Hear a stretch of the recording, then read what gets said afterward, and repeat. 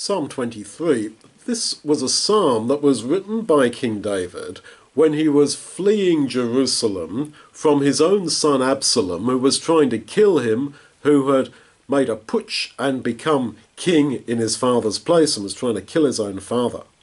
And David runs away through the desert, and he's weak, and it's dusty. A man called Shimei, we're told, threw dust at David. David was wearied with the heat and with the dust. And then a man called Barzillai comes out, and he's prepared a feast for David, for the exhausted David. And so he says here in his psalm, "You prepare a table before me in the presence of my enemies."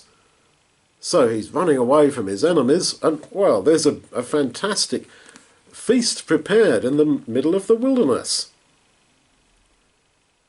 So, it was God who did that. You, God, prepare a table for me, but Barzillai did it. In your acts of kindness to others, preparing a big meal for a man who's running away from his crazy son who's trying to kill him, who's exhausted in the heat, God is working through you. God, he said, prepared a table for me. Barzillai did it. But God works through your acts of kindness. And David says that this makes me feel that I'm lying down in green meadows. They weren't green meadows. This was the dust of the wilderness, where he was, a very dusty, hot wilderness. But the act of kindness of Barzillai meant that David now looked at a dry, dusty wilderness as if it were green meadows. This is the effect that our acts of kindness can have upon someone else. That your grace to them, your unexpected act of kindness to them, can make for them a dry, dusty wilderness seem like green meadows.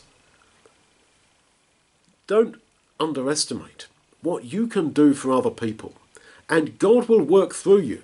Just as it says here, you, God, prepared a table before me in the presence of my enemies. Well, it was Barzillai who did it.